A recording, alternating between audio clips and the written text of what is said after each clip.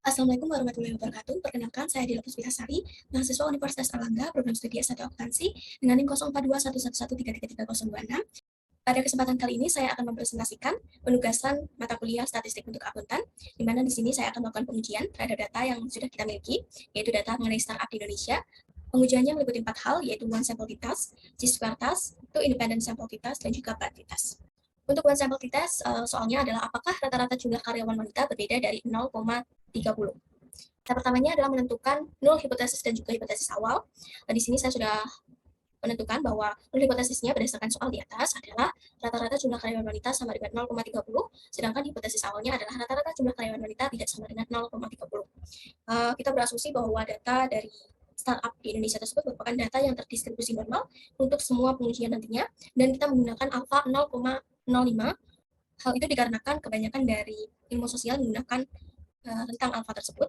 Setelah kita menentukan hipotesis dan juga alfa, sebenarnya di sini sudah saya tampilkan hasil dari pengujian melalui aplikasi SPSS. Saya sudah copy di sini, tapi saya akan menunjukkan cara run data di SPSS.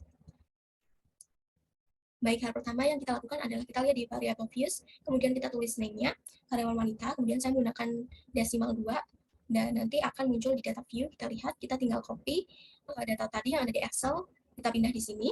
Kemudian cara untuk melihat atau mengukur one sample t-testnya adalah kita menuju ke analyze, kemudian compare needs, dan kita klik untuk one sample t-test. Test variabelnya kita pindah, test value-nya kita tulis sesuai soal 0,30. Kemudian kita klik OK. Lalu nantinya akan muncul output seperti ini. Kita bisa langsung copy untuk one sample statistiknya.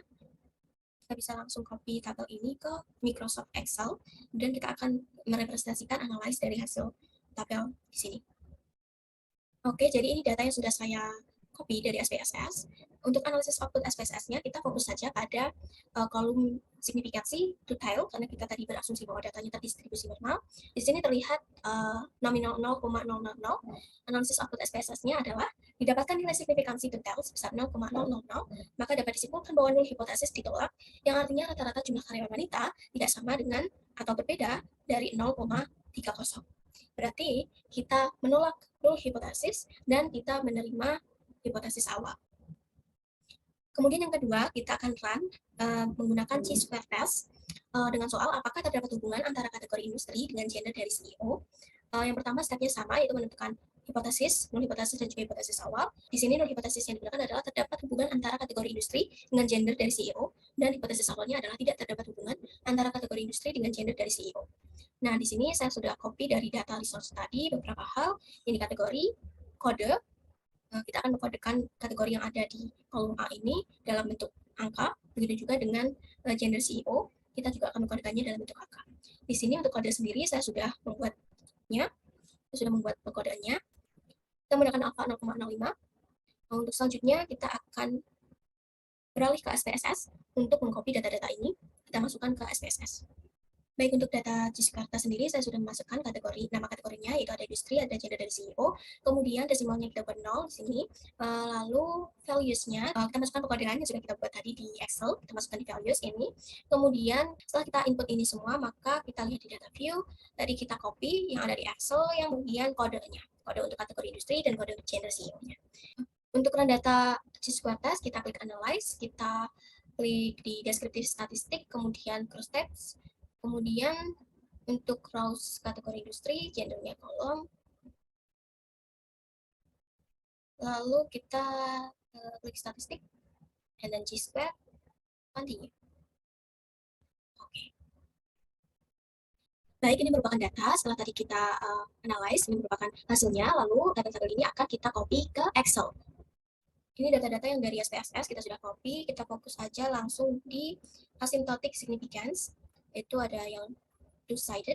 Kita lihat di sini bahwa nilainya 0,990, di mana analisis output SPSS-nya adalah terlihat nilai asymptotic signifikan sebesar 0,990, karena nilai asymptotic signifikan 0,990 lebih dari 0,05, maka dapat disimpulkan bahwa tidak terdapat hubungan yang signifikan antara gender CEO dengan kategori industri.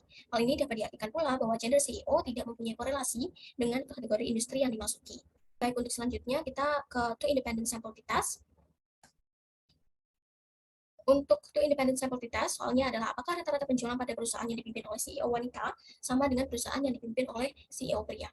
Nah, kita menentukan null hipotesis dan juga hipotesis awal seperti yang tertera, bahwa null hipotesisnya adalah rata-rata penjualan pada perusahaan yang dipimpin oleh CEO wanita sama dengan perusahaan yang dipimpin oleh CEO pria, sedangkan hipotesis awalnya adalah rata-rata penjualan pada perusahaan yang dipimpin oleh CEO wanita tidak sama dengan perusahaan yang dipimpin oleh CEO pria. Dengan alfa 0,05, asumsi terdistribusi normal. Oke, kita langsung aja memasukkan data-data terkait. Kalau di sini kita akan masukkan data penjualan dan juga nanti kita akan masukkan code ya. Oke, di sini saya sudah masukkan yaitu penjualan dan juga gender CEO. Kita buat desimalnya 2, kemudian values-nya yang penjualan tidak ada perbedaan, kemudian untuk yang gender ada yaitu 1 untuk pria, 2 untuk wanitanya. Baik, dari situ kita lihat di data views, kita copy data penjualan dan juga gender CEO yang berupa kode. Kemudian untuk running to independent test, kita klik analysis, kemudian compare means. Di compare means kita ada independent sample test. Kemudian kita alihkan penjualan ke test variable, kemudian gender CEO ke grouping variables. Kemudian kita define groups-nya, grup 1 untuk 1, grup 2, 2. Ya. And then okay. Baik, ini merupakan hasil analisis dari itu independent sample test yang baru saja kita run di SPSS. Lalu kita akan copy tabel-tabel ini ke Excel. Nah, ini sudah di-copy untuk tabel-tabelnya. Kita fokus pada kolom signifikan to tail. Di situ bahwa nilai signifikansinya adalah 0,048. Kemudian analisis output SPSS-nya. Diketahui nilai signifikan to tail yaitu 0,048, di mana 0,048 kurang dari 0,05. Jadi dapat disimpulkan bahwa terdapat perbedaan signifikan antara rata-rata penjualan pada perusahaan yang dipimpin oleh CEO wanita dan perusahaan yang dipimpin oleh CEO pria. Hal tersebut berarti null hipotesis ditolak dan hipotesis awal diterima. Baik, untuk selanjutnya kita akan running di parity test. Untuk prioritas soalnya adalah apakah rata-rata penjualan sama dengan rata-rata anggaran pemasaran. Yang pertama, seperti biasa, kita menentukan null hipotesis dan juga hipotesis awal. Untuk null hipotesisnya adalah rata-rata penjualan sama dengan rata-rata anggaran pemasaran, dan hipotesis awalnya adalah rata-rata penjualan tidak sama dengan rata-rata anggaran pemasaran.